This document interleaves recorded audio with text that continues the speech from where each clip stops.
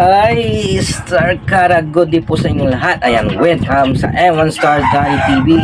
Guys, kung hindi ka po nakapag-subscribe, ayan, nandiyan po ang subscribe button.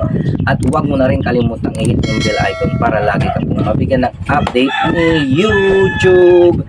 Ayan, for today's video guys, ay isa na namang item ayan, unboxing natin. Chumabigat-bigat. Ito po isang Jura box na nagkakalaga po ng 889 pesos.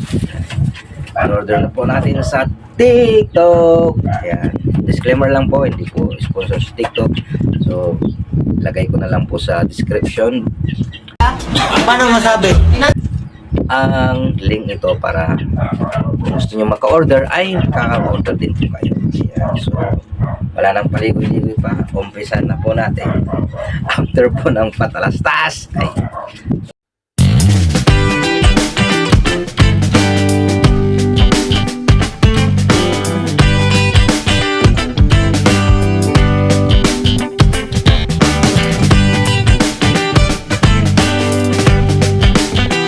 So, ito na. Huwag na masyadong maingay. Ayan. Thank you so much sa seller at siyempre sa nagating ito, si Manong Rider na talagang safe naman po niyang naihatid ang kanyang deliver sa akin. Ayan. Talagang box pa talaga. So, kinailangan kong bumili nito para siyempre mailagay yung mga damit ko na ayan, nakahanger para hindi po nakahanger at maayos naman. So, huwag nang maraming daldal.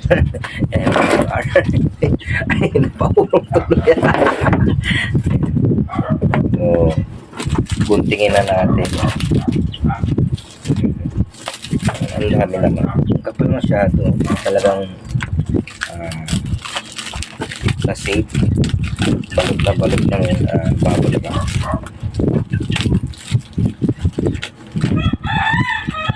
Diba? Ayan. Wala ito galing ano to, China. Hindi totoo yan. Hindi in China ulit. O, diba? Sabi ko sa inyo. O, hindi ako nagkamali.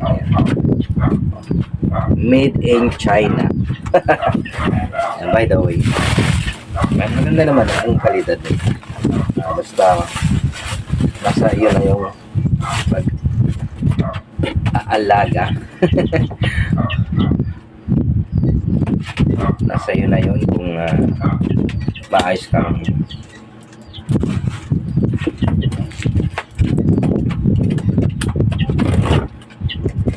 nag-safe ang yung gamit, hindi balahura.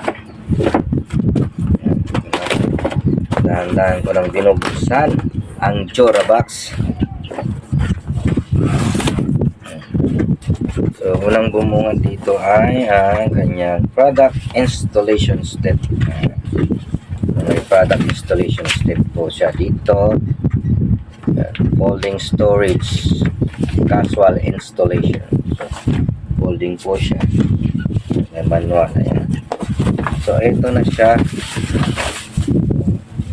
1 by 1. So, ito, 5 layer to. So, 1, bilangin natin lang. 1, 2. Oh my God! Wow! 3.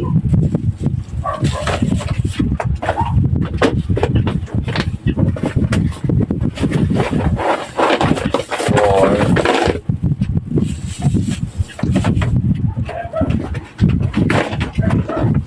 And 5. Ayan, 5. Meron pa. Ito yung pinakadulo siguro nito.